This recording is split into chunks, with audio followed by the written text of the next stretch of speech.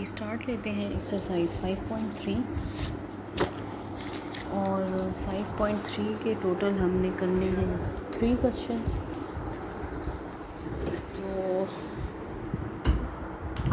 Question number 1 को देख लेते हैं। ठीक है जी, क्वेश्चन नंबर 1 में कह रहे हैं a lady worker works 6-day week. She starts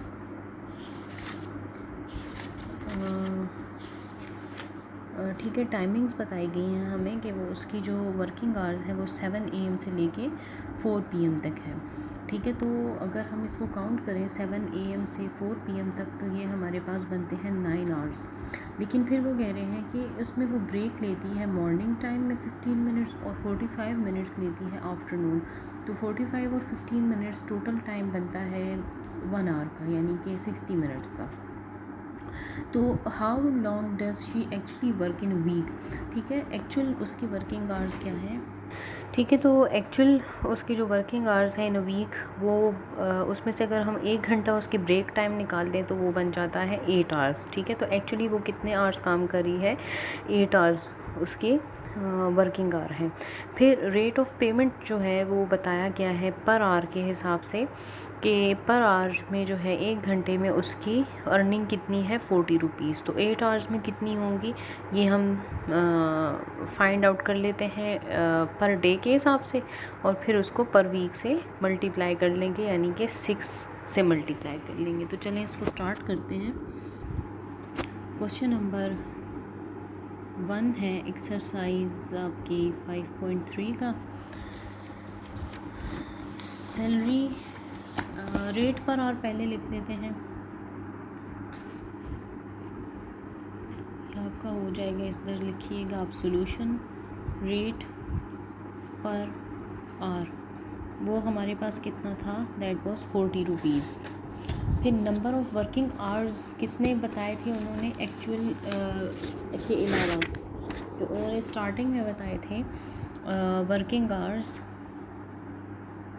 वो बताए थे उन्होंने 9 आवर्स। ठीक है, लेकिन एक्चुअल वर्किंग आवर्स कितने थे, या चले ये लिखने से पहले हम लिख लेते हैं उसका ब्रेक टाइम कितना था। तो ब्रेक टाइम 2 ब्रेक टाइम्स थी, एक 15 मिनट्स था और एक 45 मिनट्स था। तो 15 और 45 बन गए 60 मिनट्स। अच्छा, अब यहाँ पे हमारे पास आवर्स में है और यहाँ पे मिनट्स में है, तो हम इसको कन्वर्ट कर देंगे आवर्स में। तो वी नो कि 160 minutes is equal to 1 hour. फिर हम देख लेते हैं कि एक्चुअल वर्किंग आवर्स उसके कितने हैं। ठीक है, जब हम इसमें से 1 आवर माइनस कर देंगे उसके नॉर्मल वर्किंग आवर्स से, तो एक्चुअल वर्किंग आवर्स निकल आएंगे इसके, और वो होगा 9 - 1 which is equal to 8 hours per day.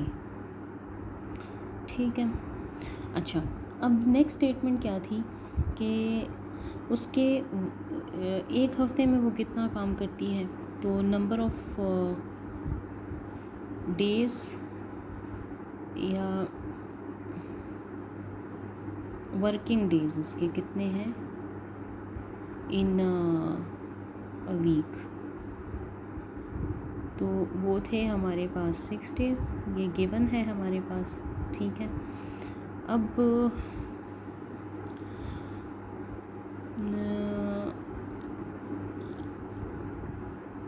एक हफ्ते में वो कितना काम कर रही है। ठीक है, ये डेज़ आ गए हमारे पास, तो वर्किंग आवर्स कितने होंगे, वो होंगे number of working hours in a week. ये हैं हमारे पास 6 डेज़ थे और वर्किंग आवर्स कितने बन गए, 8 आवर्स थे। ठीक है, एक दिन में 8 घंटे थे। ठीक है, तो एक हफ्ते में कितने घंटे हो जाएंगे, 48 घंटे। ठीक है, टोटल 48 आवर्स इन 6 डेज़। ठीक है जी, फिर 1 आवर का हिसाब बताया है। ठीक है, अगर 1 घंटे का हिसाब आपके पास 40 रुपीज़ पेमेंट है तो 48 आवर्स की कितनी होगी। जब हम इसको कैलकुलेट करेंगे तो इसका हमारे पास आंसर आ जाएगा। और यहाँ पर आप लिख लें total payment of working hours in a week या पर वीक। तो ये आ जाएगा हमारे पास ₹1920 और ये इसका आंसर आ जाएगा। ठीक है, ये हो गया है सॉल्व। अब हम चलते हैं नेक्स्ट क्वेश्चन की तरफ। नेक्स्ट क्वेश्चन हमने करना है क्वेश्चन नंबर 4। ठीक है, क्वेश्चन नंबर 4 में कह रहे हैं कि कैलकुलेट आप करें द ग्रॉस मंथली पे of a person if his basic पे हमें बताई है। ग्रॉस मंथली पे कौन सी होगी जिसमें सारे अलाउंसेस ऐड कर दिए जाते हैं। ठीक है, वो आपकी होगी ग्रॉस मंथली पे। तो इसको जो है वो बेसिक पे हमें गिवन है। ठीक है, एक बेसिक पे होती है, ग्रॉस पे होती है। बेसिक पे आपकी वो होती है जो आपकी जिसमें आपके अलाउंसेस शामिल नहीं होते, और ग्रॉस पे वो होती है जिसमें सारे अलाउंसेस आपको ऐड करके मंथ के हिसाब से आपको वो जो है वो दिए जाते हैं। ठीक है, अब वो किस तरह से दिए जाते हैं कि वो आपके लेट सपोज अगर आपने हाउस जो है वो आपने घर रेंट पे लिया हुआ है तो वो फिर अमाउंट जो है वो आपकी रेंट पे चली जाती है। ठीक है, या तो वो चेक फॉर्म में चली जाती है या फिर वो आपको उसकी पेमेंट हो जाती है। तो एनीवेज़ ये सारी चीज़ें हमने कैलकुलेट करनी है। बहुत ही इजी क्वेश्चन है ये, विद इन मिनट हो जाएगा। 4 है, इसका मैं सॉल्यूशन लिख लेती हूँ। क्या सॉल्यूशन बनेगा? बेसिक पे मुझे पता है कितनी है, ये सारी मैं बुक से लिख रही हूँ। बेसिक पे हमारे पास है 18,000। ठीक है, अब ये बता दिया है ग्रॉस पे फाइंड आउट करनी है। तो ग्रॉस पे फाइंड आउट करने के लिए हम टोटल अलाउंसेस की एक हेडिंग दे देते हैं। ठीक है, और इसमें शामिल कर लेंगे सारे अलाउंसेस। हाउस रेंट अलाउंस ये है आपके पास ₹3500। फिर है डियरनेस अलाउंस और ये आपके पास है ₹3000। फिर है आपके पास कन्वेंस अलाउंस, जो पिक एंड ड्रॉप वगैरह का अलाउंस दिया जाता है, वो है ₹1500। देन आपके पास है मेडिकल अलाउंस और ये है आपके पास ₹500। तो ग्रॉस मंथली पे क्या होगी? ग्रॉस मंथली पे होगी आपके पास, इन सबको ऐड कर लेते हैं। ठीक है, अलॉन्ग विद बेसिक पे। तो यहाँ हम चले, मैं नीचे लिख लेती हूँ। ठीक है, ₹18,000 प्लस 3500 प्लस 3000 प्लस 1500 प्लस 500। तो ये बन जाएगा हमारे पास 26,500 ग्रॉस मंथली पे। ठीक हो गया जी। अब चलते हैं नेक्स्ट क्वेश्चन की तरफ।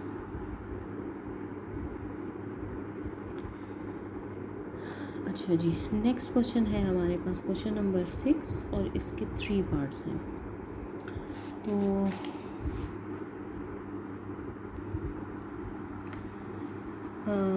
Noman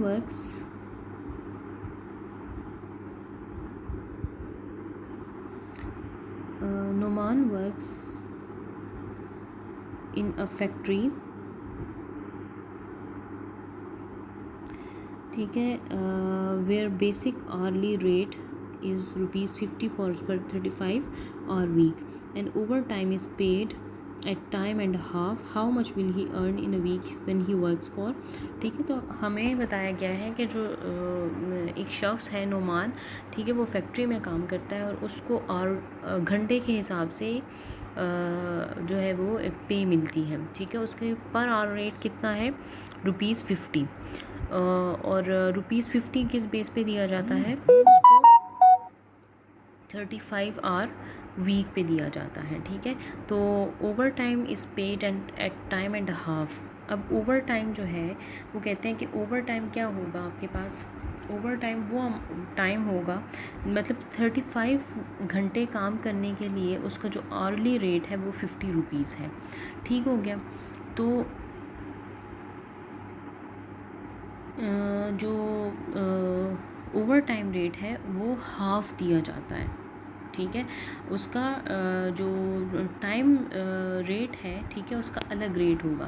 तो वो रेट हमारे पास गिवन है बुक में 1.5 आवर्स का। ठीक है, तो उसके बेस पे फिर हमने उस रेट के बेस पर ओवर टाइम फाइंड आउट करना है। यानी कि ये जो 3 ऑप्शंस आपको नज़र आ रहे हैं, ठीक है, 38 आवर्स, 48 आवर्स और 50 आवर्स, ये हमने ओवर टाइम रेट के हिसाब से फाइंड आउट करना है। यानी कि 1.5 आवर्स के हिसाब से हमने इसको फाइंड आउट करना होगा। तो चलिए इसको सॉल्व करते हैं।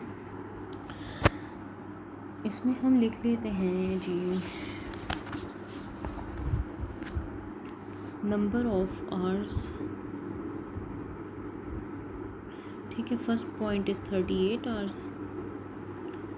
सॉल्यूशन है इसका,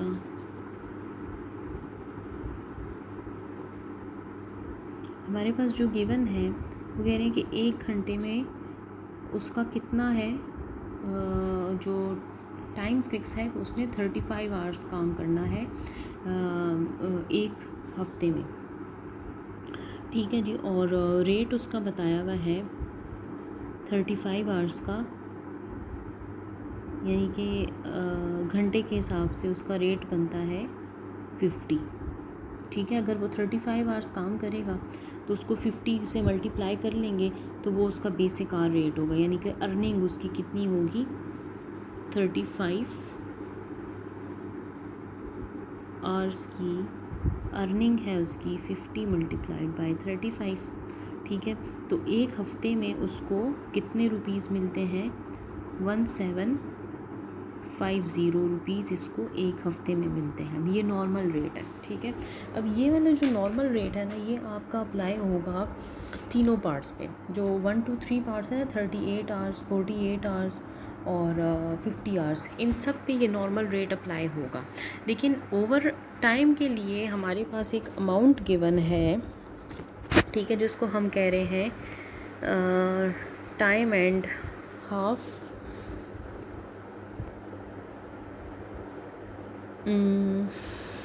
चलिए लिख लेती हूँ इसको, टाइम एंड हाफ रेट उसको कहा हुआ है। ठीक है, वो है 1.5 आवर्स का। यानी कि इसकी बेस पर हमने over time rate find out करना है।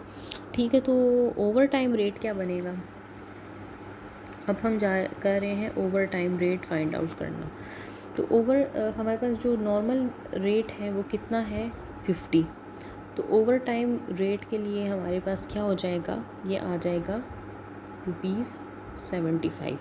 यानी कि जो शख्स ओवर टाइम काम करेगा, ठीक है, उसका 75 रुपीज़ की बेस पर उसका ओवर टाइम कैलकुलेट होगा।